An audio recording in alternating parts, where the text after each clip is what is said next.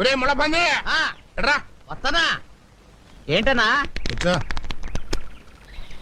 Thanks అన్న. ఏంట్రా నల్ల పెంకు నా పక్కన కూర్చున్నా? నీకు నాకు ఎంత తేడా ఉందో తెలుసా? తెలుసన్నా, కనీసం నేను అడుక్కుంటున్నాను, నువ్వు అది కూడా చేయట్లేదు కదా. ఏంట్రోయ్ 10 కొంపల ఫుడ్ తినేసరికి గుండు బలిచిందా నా ఎలగా? కింద కూర్చో.